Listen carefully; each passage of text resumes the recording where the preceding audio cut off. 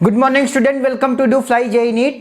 तो आज मेरे प्यारे बच्चों हम लोग बात करने चल रहे हैं एटॉमिक कोलिजन की। किसकी? एटॉमिक कोलिजन की। ये एटॉमिक कोलिजन कैसा है, क्या है, इसके बीच पीछे क्या कॉन्सेप्ट है, वो सारी चीज़ें सीखेंगे। मॉडर्न फिजिक्स चल रहा है सीरीज़। तो अगर आप चैनल पे नए हो तो आप प्लेलिस्ट में जा कर के एक एक वीडियो वॉच कर सकते हैं। आप जेई और नीट का एग्जैक्ट कंटेंट जो है वो प्रिपेयर कर रहे हैं चैनल पे। तो आज जो बात करने चल रहे हैं एटॉमिक कोलिजन की। किसकी? Atomic collision. तो एटॉमिक कोलिजन क्या है कि मान लेते हैं कि एक न्यूट्रॉन है। क्या है ये? एक न्यूट्रॉन है, ठीक। और ये हाइड्रोजन एटम है, ठीक, ग्राउंड स्टेट पे है। तो ऐसे माने कि अगर ये एक न्यूट्रॉन है, अगर न्यूट्रॉन हाइड्रोजन एटम से कोलाइड करेगा तो ये अभी रेस्ट पे है, ये ग्राउंड स्टेट पे आराम से बैठा हुआ है, ठीक। इसमें कोई ये रेस्ट पे मतलब इसमें क्या है, इसमें कोई एनर्जी नहीं है। अगर मान लेते हैं दोनों एक दूसरे से टक्कर करते हैं, दोनों एक दूसरे से, न्यूट्रॉन और हाइड्रोजन एटम का टक्कर हुआ। मान लो कि कोई न्यूट्रॉन आया, वो ग्राउंड स्टेट वाले हाइड्रोजन से टकराया, तो जैसे भी टकराया होगा, टकराने में भी कोलिजन हुआ है। तो कोलिजन मतलब टकराना। तो कोलिजन तीन टाइप के होते हैं। पहला कोलिजन तो ये होता है इलास्टिक कोलिजन। इलास्टिक कोलिजन का मतलब होता है if there is no loss of energy. अगर एनर्जी में कोई लॉस ना हो तो उसको बोलते हैं इलास्टिक कोलिजन, ठीक। फिर अगर हम बात करते हैं कि सारी की सारी एनर्जी लॉस हो जाए, उसको बोलते हैं परफेक्टली इनइलास्टिक कोलिजन या इनइलास्टिक कोलिजन। क्या बोलते हैं? इनइलास्टिक कोलिजन, कि पूरा का पूरा एनर्जी जो टकराने में गई वो सब की सब एनर्जी लॉस हो जाए in the form of heat, ठीक। और तीसरा होता है पार्शली इलास्टिक, बोल सकते हैं। उसमें हो सकता है कुछ ही पार्ट जो है वो लॉस हो और कुछ पार्ट जो है वो क्या हो, हीट के फॉर्म में बची रहे, या तो कुछ पार्ट लॉस हो जाए एनर्जी के फॉर्म में और कुछ बची रहे सिस्टम में। तो ऐसे माने कि तीनों केस में हमने पढ़ा था क्लास 11th मैकेनिक्स में, उसमें ये बताया था इलास्टिक कोलिजन हो चाहे इनइलास्टिक कोलिजन हो या पार्शली इलास्टिक कोलिजन, तीनों केस में जो मोमेंटम होता है वो कंजर्व होता है, ठीक। तो अगर इसका मास मान लें कि मास सपोज m है, इसका भी मास m है, तो यहाँ पे इसकी इनिशियल काइनेटिक एनर्जी ऐसे जा रही है, यहाँ पे इनिशियल काइनेटिक एनर्जी के ई इनिशियल मान लेते हैं, ठीक है। ये तो रेस्ट पे है, ठीक। तो यहाँ पे जो इसमें मोमेंटम आया वो क्या आया, एम वी आई बराबर इनिशियल मोमेंटम, ये वाला तो चल रहा था v वेलोसिटी से। अगर मान लें कि वेलोसिटी v थी, मास m था, तो काइनेटिक एनर्जी के ई रही होगी, के ई आई रही होगी। अब अगर इसमें मोमेंटम इनिशियल न्यूट्रॉन में हाफ m इंटू वी है, मोमेंटम m इंटू वी होता है लीनियर मोमेंटम, और इसका क्या है, ये रेस्ट पे था तो इसका मोमेंटम 0 हो गया। ये बराबर किसके होगा? जब दोनों मिले और दोनों साथ चले, तो इसका मतलब 2m into common velocity v final हो गया। तो m कैंसिल, तो इसका मतलब v फाइनल की जो value I v initial by 2 I, v initial by 2। तो चूंकि अब हम फाइनल काइनेटिक एनर्जी निकालना चाह रहे हैं, तो काइनेटिक एनर्जी फाइनल बराबर हाफ इंटू मास कितना, 2m into v square, v final का स्क्वायर मतलब वी आई बाई 2 का होल स्क्वायर। तो हमने देखा तो इसको half into 2m into v i square by 4, तो 2 2 जा 4। तो हमने ये पाया कि जो काइनेटिक एनर्जी फाइनल आ रही है ना, वो इनिशियल देखें हाफ एम वी स्क्वायर, यहाँ डिवाइडेड बाई 2 है। इसका मतलब जो काइनेटिक एनर्जी आई वो काइनेटिक एनर्जी इनिशियल का आधा आई। ध्यान समझना कि मतलब जो भी काइनेटिक एनर्जी निकल के आ रही है, फाइनल काइनेटिक एनर्जी, टकराने के बाद जो फाइनल काइनेटिक एनर्जी निकल के आ रही है वो इनिशियल काइनेटिक एनर्जी की आधी आ रही है। तो इसका मतलब एनर्जी गई कहाँ? अगर आपके पास जो फाइनल काइनेटिक एनर्जी आ रही वो इनिशियल की आधी आ रही, इसका मतलब एनर्जी गई कहाँ? एनर्जी तो कहीं गई होगी, वो in the form of heat गई है, in the form of heat गई। इसका मतलब कितना हीट जनरेट हुआ वो हम निकाल सकते हैं। तो हीट जितना जनरेट हुआ डेल्टा ई वो कितना हुआ, तो kinetic energy final, kinetic energy कितना इनिशियल थी minus kinetic energy final, final minus initial. तो हमने देखा कि काइनेटिक एनर्जी इनिशियल का आधा, के ई इनिशियल का हाफ जो है वो किस में चली गई, हीट के फॉर्म में चली गई। अब ये जो एनर्जी गई है हीट के फॉर्म में, ऐसे समझें कि मैंने मारा टक्कर इसको, हाइड्रोजन एटम को, ये न्यूट्रॉन है इसको टक्कर मारा, तो ये क्या हुई, ये जो एनर्जी लॉस हुई है, कितना एनर्जी लॉस हुई है, ke/2, जो भी ke/2 जो भी इनिशियल काइनेटिक एनर्जी था उसका आधा लॉस हो गया। वो जो आधा लॉस हुआ है ना, वो in the form of heat हुआ है। अब अगर वो in the form of heat हुआ है, तो अगर हीट हुआ है तो वहाँ से ये जो हाइड्रोजन एटम है यहाँ से फोटॉन्स निकलेंगे, कितना एनर्जी के साथ, ke/2। अब वो क्या करेगा, अगर ग्राउंड स्टेट में है, चाहे इलेक्ट्रॉन हो चाहे एटम हो, अगर इलेक्ट्रॉन है तो क्या करेगा, ग्राउंड स्टेट से उठेगा और कहाँ चले जाएगा, फर्स्ट एक्साइटेड स्टेट पे। अगर बहुत ज़्यादा एनर्जी यहाँ पे लॉस हुई है तो ये कहाँ चला जाएगा, सेकेंड एक्साइटेड स्टेट पे। अगर उससे भी ज़्यादा हुई है, लेकिन एक बात दोनों में तय है कि अगर मान लें डिफरेंस के बराबर, मान लें कि ये ग्राउंड स्टेट में, मान लें कि हाइड्रोजन N1 बराबर 1 है, N2 बराबर 2 है, तो इनके बीच का एनर्जी गैप आपको पता है कि इनके बीच का एनर्जी गैप 10.2 इलेक्ट्रॉन वोल्ट होता है।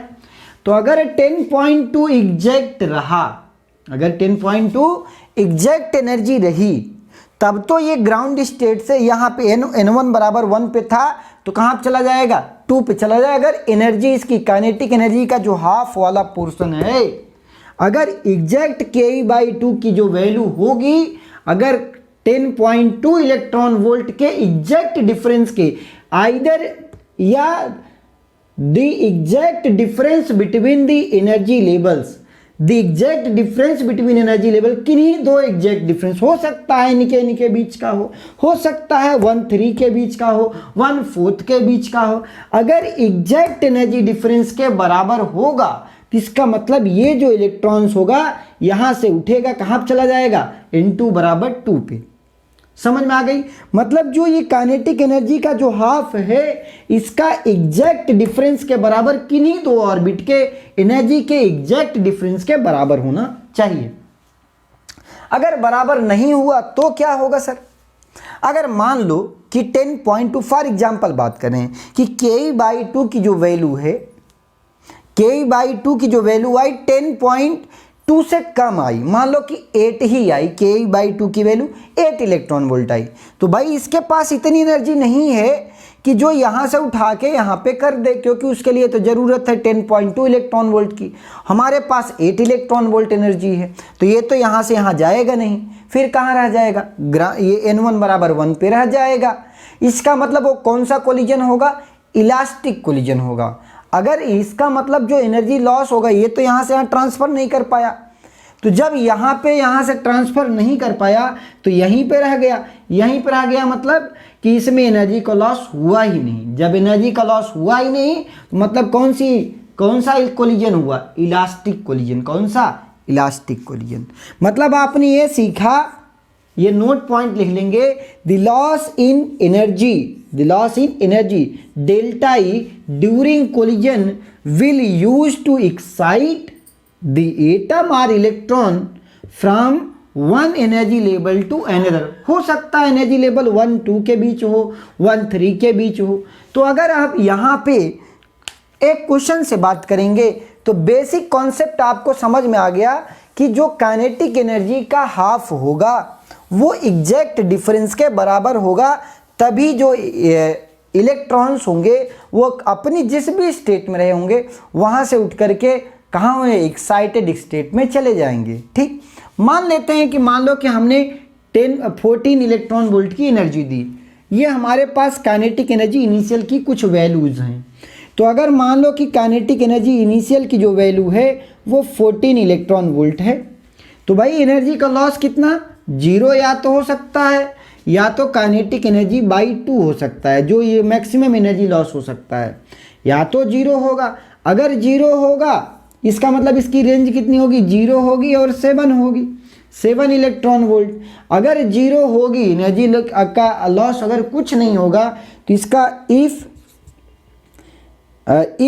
डेल्टा ई बिकम्स 0, अगर डेल्टा ई 0 होता है तो मतलब कौन सा कोलिजन हो गया, इलास्टिक कोलिजन, इलास्टिक कोलिजन। ठीक है, अगर मान लेते हैं कि डेल्टा ई की जो वैल्यू होती है अगर 7 इलेक्ट्रॉन वोल्ट होती है, तो अगर 7 इलेक्ट्रॉन वोल्ट होगी तो यहाँ से यहाँ जाएगा ही नहीं, तब भी क्या होगा, यहाँ से यहाँ तो जा ही नहीं रहा है, तो कोलिजन तो यहाँ से यहाँ तो जा ही नहीं रहा है, यहीं पे ही रहेगा। तो इसका मतलब उस केस में भी क्या है, इलास्टिक कोलिजन। ये कौन सी एनर्जी लेगा, ये तो एनर्जी लेगा ही नहीं, ये तो एनर्जी लेगा ही नहीं, सिर्फ एनर्जी कौन ले सकता है, 0 वाली ले सकता है। इसका मतलब क्या है कि अगर ये 0 रहा तो इलास्टिक कोलिजन हुआ। अब बात करते हैं कि अगर सर इससे ज़्यादा हमने 20.4 का दिया तो क्या होगा। तो अगर मान लें कि 20.4 का देता हूँ, कितने का, 20.4, मान लें कि इनिशियल काइनेटिक एनर्जी कितना दिया हूँ, 20.4, तो इसमें को 0 से लेके ke/2, तो एक तो 0 दे सकता है, ke/2 मतलब इनिशियल काइनेटिक एनर्जी का आधा कितना, 10.2।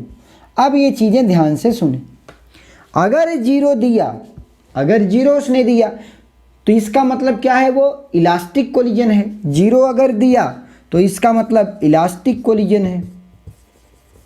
ठीक, अब अगर दूसरा क्या है, 10.2 इलेक्ट्रॉन वोल्ट, तो देखो 10.2 अगर हाइड्रोजन लाइक एटम है तो N1 बराबर 1 से N2 बराबर 2 पे गया, तो उसके लिए एग्जैक्ट एनर्जी कितनी चाहिए, 10.2 इलेक्ट्रॉन वोल्ट। तो अगर 10.2 दे सकता है, इसके पास एनर्जी है ke/2 की आधा, एग्जैक्ट डिफरेंस के बराबर है, जैसा कि मैंने आपको बताया कि सर एग्जैक्ट डिफरेंस के अगर बराबर है तो ये एनर्जी दे सकता है। तो अगर ये वैल्यू कितना 10.2 है तो ये इलास्टिक हो गया। इसको बोलते हैं परफेक्टली इन इलास्टिक कोलिजन। क्या बोलेंगे, perfectly in elastic, perfectly in elastic collision बोलेंगे। ठीक, इस केस में 10.2 इलेक्ट्रॉन वोल्ट वाले में, तो इसको कहाँ पहुँचाए, सारी की सारी एनर्जी इसको लॉस ही करनी पड़ेगी, तभी ये 10.2 दे सकता है। तो अगर सारी की सारी एनर्जी लॉस ही है तो इसका मतलब परफेक्टली वो क्या है, इन इलास्टिक कोलिजन है। बात समझ में आई। अब तीसरा एग्जाम्पल भी देख लें ताकि आपको कोई सा भी डाउट न रहे। तीसरे में कह रहा है कि 22 इलेक्ट्रॉन वोल्ट अगर देता हूँ तो ये काइनेटिक एनर्जी इनिशियल कितना, 22 इलेक्ट्रॉन वोल्ट। तो अगर 22 इलेक्ट्रॉन वोल्ट देता है तो इसकी रेंज क्या होगी, या तो 0 दे सकता है, या तो 11.2 11 इलेक्ट्रॉन वोल्ट दे सकता है। तो अब यहाँ पे जो इसकी रेंज आ रही है, ध्यान से समझें, अगर इसने 0 दिया तो इलास्टिक कोलिजन हुआ। अब 10.2 यहाँ भी दे सकता है, क्योंकि इसके पास एग्जैक्ट, यहाँ पे बात करें एग्जैक्ट डिफरेंस के बराबर, ये एनर्जी कितनी है, ये एनर्जी कितनी है आपके पास, क्या एग्जैक्ट डिफरेंस के बराबर है, नहीं। अगर एग्जैक्ट डिफरेंस के बराबर नहीं तो अगर 0 इलेक्ट्रॉन वोल्ट दिया, इसका मतलब वो क्या हो, परफेक्टली इलास्टिक कोलिजन। कौन सा, परफेक्टली इलास्टिक कोलिजन। ठीक, लेकिन अगर 11 इलेक्ट्रॉन वोल्ट दिया तो एक बात आप खुद ही बताओ, क्या अगर इतना दे सकता है, क्या इतना दे सकता है, नहीं, एग्जैक्ट डिफरेंस के बराबर नहीं है। तो अगर एग्जैक्ट डिफरेंस के बराबर नहीं है तो क्या ये दे सकता है, किन्हीं दो ऑर्बिट के बीच में, न इसके बीच है, न इसके बीच है। मतलब इस वाले केस में परफेक्टली इनइलास्टिक तो होगा ही नहीं, perfectly inelastic, not possible, possible नहीं होगा। ठीक, परफेक्टली इनइलास्टिक पॉसिबल नहीं होगा।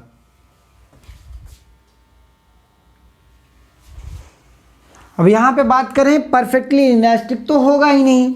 अब लेकिन हाँ, अगर यहाँ पे यहाँ से यहाँ के बीच में होता है, इसके पास एनर्जी का लॉस तो होगा। अगर 10.2 देना है, इसके पास 11 मौजूद है, इसका मतलब कि ये इलास्टिक कोलिजन तो होगा जब 0 देगा। परफेक्टली इनइलास्टिक नहीं पॉसिबल है, क्यों, क्योंकि ये एग्जैक्ट डिफरेंस के बराबर नहीं है। या एग्जैक्ट एनर्जी के लॉस के बराबर नहीं है। लेकिन हाँ 10.2 दे सकता है अगर इलास्टिक कोलिजन है, अगर इन इलास्टिक कोलिजन है। कौन सा? In elastic. तो इन इलास्टिक दे सकता है। इन इलास्टिक कोलिजन मतलब, इन इलास्टिक कोलिजन का मतलब ये होता है कि ऐसे माने कि इसके पास मौजूद है 11 इलेक्ट्रॉन वोल्ट, तो और चाहिए इसको 10.2, तो इसको एनर्जी लॉस करनी पड़ेगी। अगर एनर्जी लॉस है तो कौन सा कोलिजन है? कौन सा कोलिजन है? इन इलास्टिक कोलिजन है। बेसिक सा कॉन्सेप्ट है। ठीक, तो ये बातें समझ में आ गई। 3 केस यहाँ पे। फिर अगर हम बात करते हैं, एक और एग्जाम्पल ले लेते हैं, मान लें कि ये 24.18 इलेक्ट्रॉन वोल्ट है। तो ये एनर्जी क्या क्या दे सकती है? आपने ये 0 दे सकती है, और कितना? हाफ दे सकती है, 12.09 दे सकती है। जबकि एनर्जी का जो लॉस है, आपने पढ़ा होगा कि 1 2 के बीच में 10.2 इलेक्ट्रॉन वोल्ट, 1 3 के भी बीच में 12.09 इलेक्ट्रॉन वोल्ट। 12.09 इलेक्ट्रॉन वोल्ट किसके किसके बीच में? 1 और 3 के बीच में। N1 बराबर 1, N2 बराबर 3, इनके बीच में 12.09 इलेक्ट्रॉन वोल्ट। अब देखें यहाँ पे मुझे देने के लिए तो एनर्जी तैयार है भाई। तो इसमें क्या क्या केस हो सकता है? अगर 0 दिया इसने, इसकी मर्जी है इतने पास या तो अगर 0 दिया तो इलास्टिक कोलिजन हो गया। ठीक, अगर इसने एग्जैक्ट 12.09 दे दिया तो यहाँ से उठा करके कहाँ पर कर दिया? 3 पे कर दिया। इसका मतलब N1 को उठाया, N1 से उठाया और कहाँ पहुँचा दिया? N2 बराबर 3 पे पहुँचा दिया। इसका मतलब क्या है? ये कौन सा कोलिजन है? Perfectly in elastic collision. कौन सा? Perfectly in elastic collision.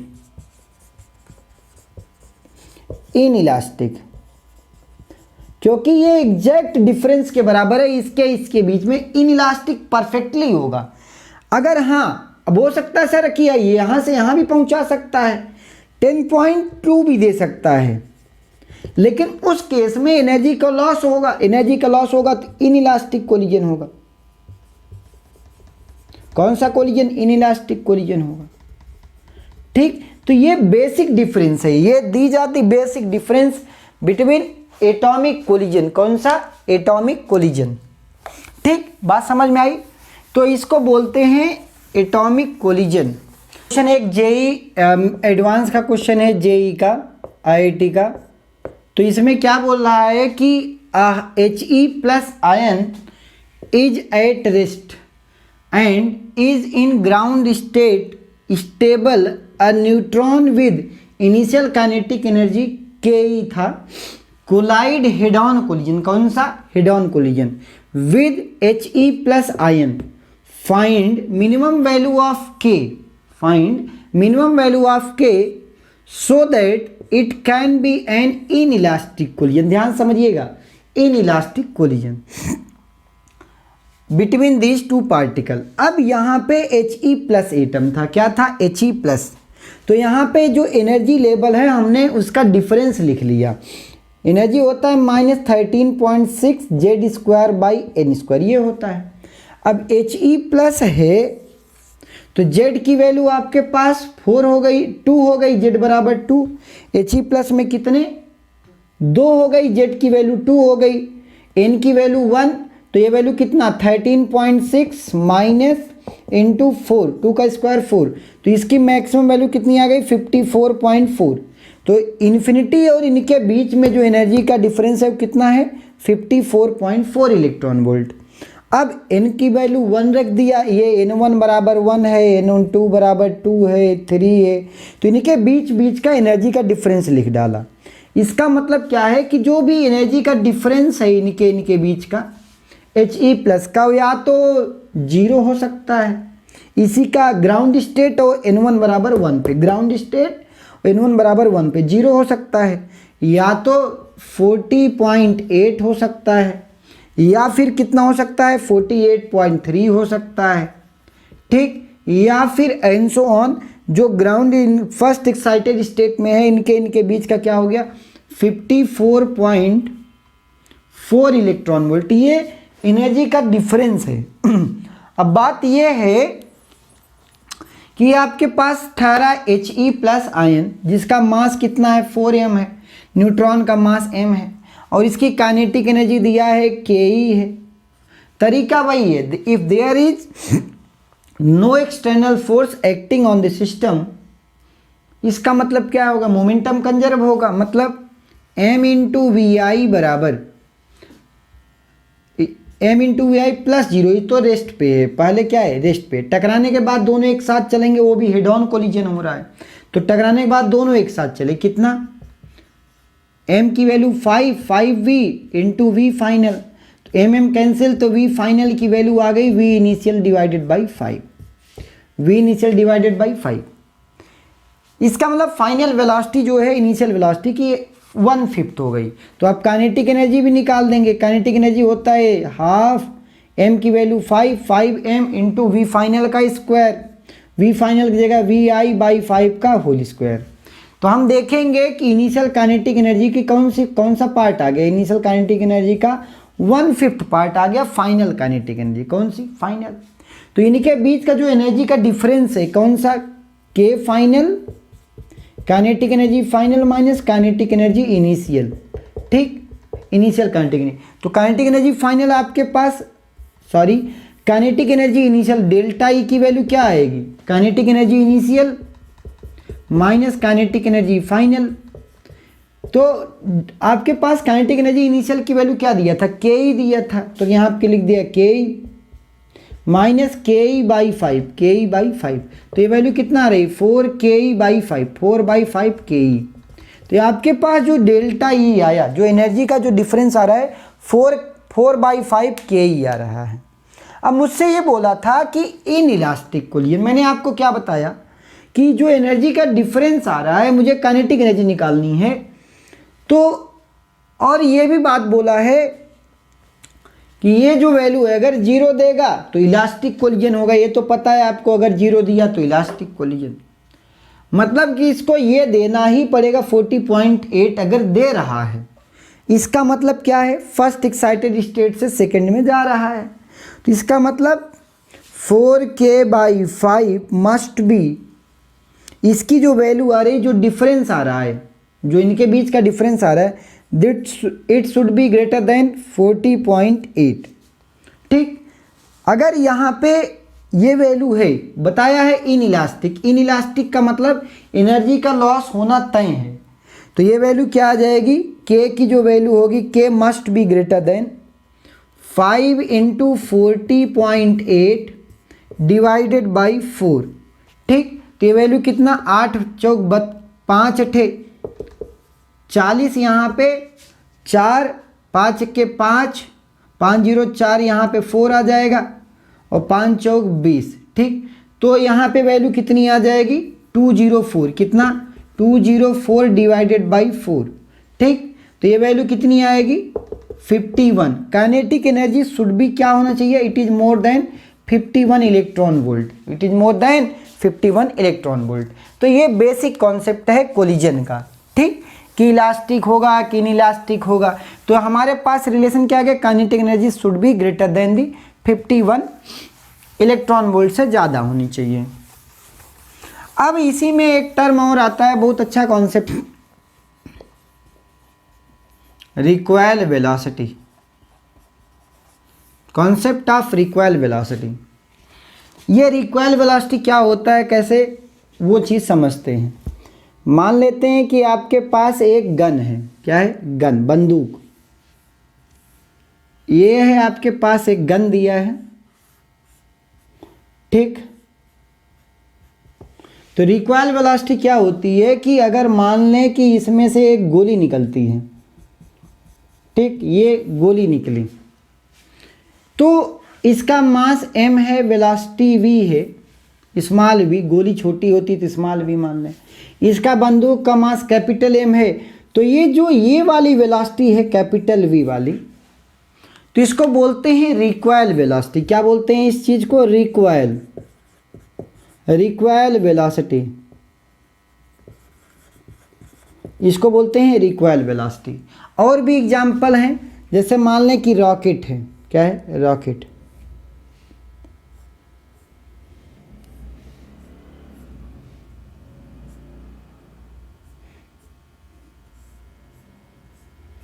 ये रॉकेट है, रॉकेट का मास कैपिटल एम है, ठीक।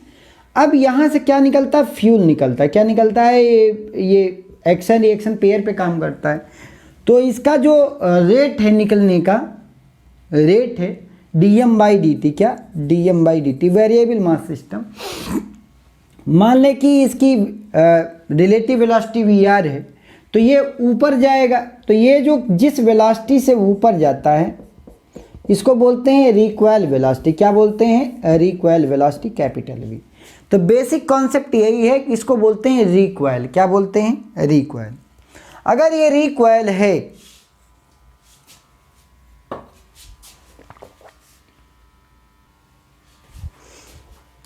तो इस कॉन्सेप्ट को बोलते हैं रिक्वायल वेलोसिटी, ठीक है।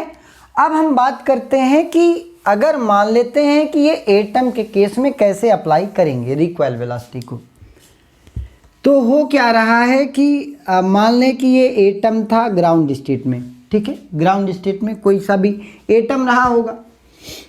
ये एटम है, अगर मान ले कि यहाँ से फोटोन जो है, कोई इलेक्ट्रॉन हायर एनर्जी स्टेट से लोअर एनर्जी स्टेट में आया और टकराया, तो क्या निकला, यहाँ से फोटोन निकला। क्या निकला, फोटोन निकला। मतलब ये भी हाइड्रोजन एटम था, ये रेस्ट पे था। किस पे था, रेस्ट पे था। लेकिन इसके हायर एनर्जी वाला इलेक्ट्रॉन जब लोअर एनर्जी स्टेट में आया तो यहाँ से क्या हुआ कि इस एटम से फोटोन का इमिशन हुआ। किसका, फोटोन का, इमिशन ऑफ फोटोन। क्या हुआ, इमिशन ऑफ फोटोन। तो फोटोन का इमिशन हुआ। अब अगर फोटोन का इमिशन होगा तो आप ऐसे सोचें कि अगर फोटोन निकल रहा है तो ये जो हाइड्रोजन एटम इतना बड़ा है तो इस पर झटका लगेगा पीछे की तरफ, तो ये v वेलोसिटी से चलेगा। कितनी से, v से चलेगा। तो मान लेते हैं कि अभी क्या कोई एक्सटर्नल फोर्स लग रहा है, नहीं लग रहा है। मतलब फोटोन निकल रहा है इस एटम से और एटम को झटका पीछे मार रहा है, ऐसे समझें, ठीक। तो इसको बोलते हैं रिक्वायल वेलोसिटी। तो अभी ये कैसे कैलकुलेट करेंगे, तो इसका मतलब मोमेंटम कंजर्वेशन से there is no external force acting on the system, तो मोमेंटम कंजर्व कर सकते हैं। इसका मतलब मोमेंटम ऑफ हाइड्रोजन एटम और मोमेंटम ऑफ फोटोन दोनों क्या होंगे, बराबर होंगे। अब मोमेंटम ऑफ हाइड्रोजन एटम क्या करना है, मोमेंटम ऑफ फोटोन के बराबर करना है। एक तो ये हो गया, इस कॉन्सेप्ट को यूज करेंगे। दूसरा कॉन्सेप्ट क्या यूज करेंगे कि जो भी एनर्जी, ये जो भी इसके पास एनर्जी है, ये फोटोन अगर वी वेलोसिटी जा रहा है तो उसमें काइनेटिक एनर्जी है। अगर ये हाइड्रोजन एटम वी वेलोसिटी से पीछे जा रहा है तो इसमें भी काइनेटिक एनर्जी है। लेकिन एक बात तो तय है कि इन दोनों की जो एनर्जी है वो एनर्जी रिलीज्ड के बराबर है। तो एनर्जी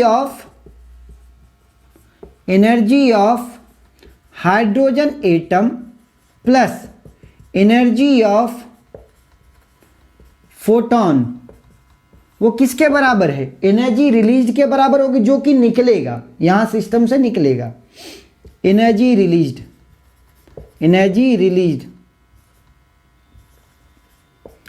रिलीज्ड के बराबर है।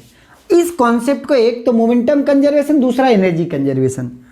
अब इसमें कैसे समझेंगे, तो ऐसे समझेंगे कि मान लेते हैं कि आपके पास ये हाइड्रोजन एटम था, H एटम था और फोटोन इधर निकल रहा है, फोटोन इधर निकला इस एटम से, तो इसको रिबाउंस ऐसे किया v वेलोसिटी से, इसकी वेलोसिटी स्मॉल v है।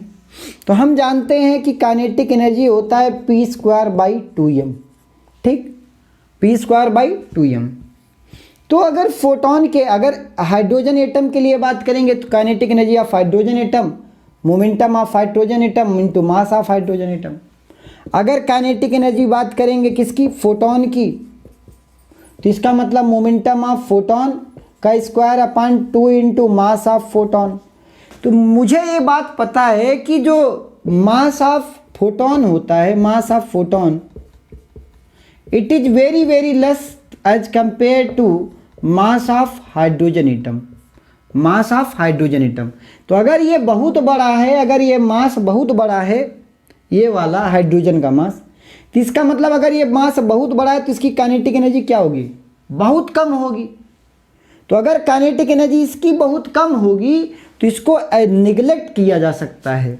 तो kinetic energy of hydrogen atom can be neglected.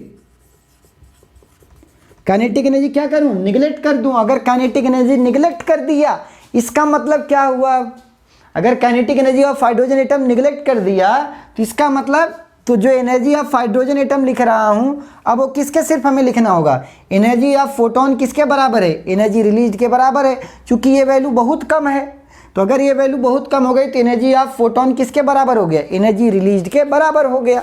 तो इसी बेसिक कॉन्सेप्ट, अब ये दो बेसिक कॉन्सेप्ट आ गए, एक तो मोमेंटम कंजर्वेशन और दूसरा एनर्जी ऑफ फोटोन किसके बराबर है, एनर्जी रिलीज के बराबर है। तो लिख दिया यहाँ पे energy of photon is equal to energy released,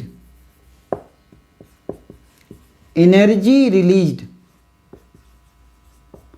अब ये एनर्जी रिलीज्ड जो है कैसे निकालेंगे क्या, अब ये एनर्जी ऑफ फोटोन, बात अब ये करते हैं कि ठीक है मोमेंटम हमें बराबर करना था, तो मोमेंटम ऑफ हाइड्रोजन एटम बराबर momentum of photon. Momentum of hydrogen atom क्या है, अगर mass we, mass capital M है, वी वेलोसिटी जा रहा है, तो मोमेंटम क्या है, कैपिटल एम इंटू एच, मतलब mass of hydrogen atom into v, v क्या है, recoil velocity, recoil velocity, v the recoil velocity. ठीक है, ये तो मास है, मोमेंटम किसका है, हाइड्रोजन एटम का। अब मोमेंटम ऑफ फोटोन आप जानते हो, मोमेंटम ऑफ फोटोन क्या होता है, H upon lambda, H upon lambda, ये होता है मोमेंटम ऑफ किसका, फोटोन का।